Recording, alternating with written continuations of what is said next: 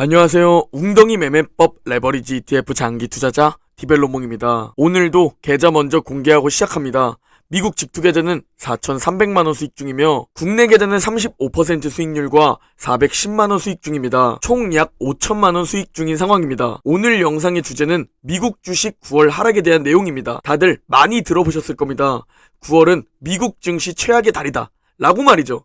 그리고 우리는 과거 사례를 통해 진짜 9월이 최악이 맞는지, 그렇다면 우리는 어떻게 대응해야 하는지, 그걸 오늘 공부해 보려고 합니다. 먼저 가장 따끈따끈한 작년 9월입니다. 작년 9월엔 무려 20%나 폭락하게 되는데요. 화면 속 표시가 된 부분이 바로 2022년 9월입니다. 이때 잭슨홀 연설에서 파월이 매로 변하면서 시장에 큰 충격을 주었고 말 그대로 급락을 했습니다. 작년 9월 미국 증시는 최악의 달이 맞았네요. 그렇다면 재작년 2021년 9월은 어땠을까요? 재작년 9월 역시 8% 조정장을 겪었습니다. 화면 속 표시된 부분이 21년 9월입니다. 이때는 기억나시는 분들도 있겠지만 중국의 헝다 파산 우려로 급락했었죠. 재작년 역시 9월은 미국 증시 최악의 달 중 하나였네요. 자, 그렇다면 3년 전 코로나로 고생했던 20년 9월은 어땠을까요? 이때도 무려 14% 하락하며 조정장을 만났습니다. 화면 속 표시된 곳을 살펴보면 갑자기 급락한 모습이 있는데, 이때는 대선에 대한 불확실성과 델타 변이 바이러스가 나오면서 증시에 충격을 주었던 시기죠. 3년 전 역시 미국 증시 9월은 최악의 달이었습니다. 자, 이걸 주봉으로 길게 펼쳐보면 잘 상승하던 미국 증시는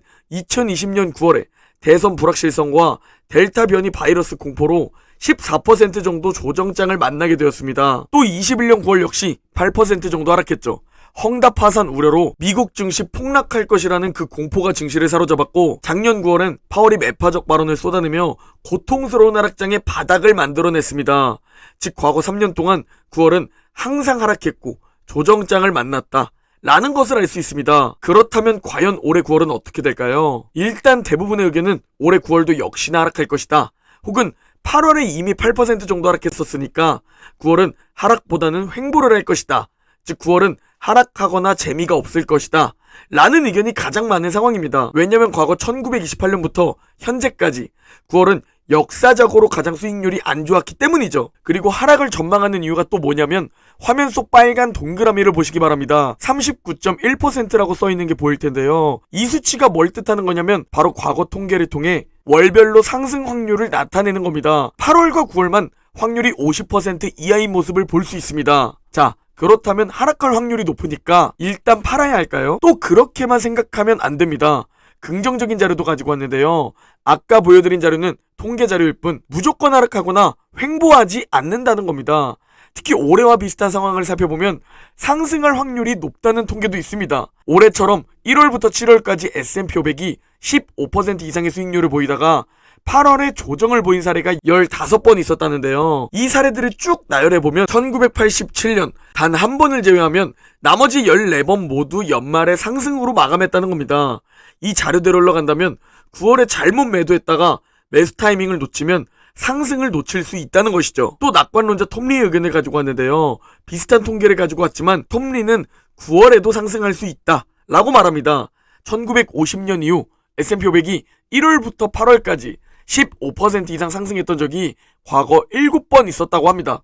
이 중 1975년 단 한 번을 제외하면 6년 모두 9월을 상승으로 마감했다는 겁니다. 거기다가 평균 수익률은 약 3% 정도 된다고 하죠. 만약 톰리의 데이터대로 움직인다면 8월에 이미 조정을 겪었으니까 9월에는 3% 정도 상승할 수 있다는 겁니다. 자, 그렇다면 이런 수치들 말고 과거 주가 추이를 한번 살펴볼까요? 제가 꽤나 신뢰하는 데이터는 4년 대통령 사이클입니다.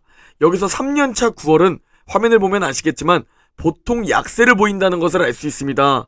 3년차 상반기는 강세지만 3분기는 약세다. 마치 올해 대통령 3년차 주가 추이와 과거 주가 추이가 매우 비슷하게 흘러가고 있다 라는 생각이 들지 않나요? 그렇다고 이대로 움직인다고 생각하고 매수 매도하는 것은 꽤나 위험한 발상이 될 수 있습니다.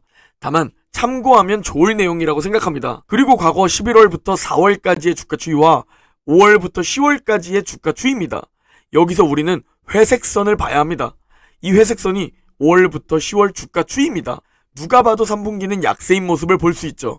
그 이유가 바로 9월이 약세이기 때문인데요. 그렇다면 현 상황에서 우리가 할 수 있는 최고의 방법은 뭘까요? 최근 3년 9월에 모두 큰 하락이 있었으니까 일단 지금 팔고 10월에 다시 들어가야 할까요?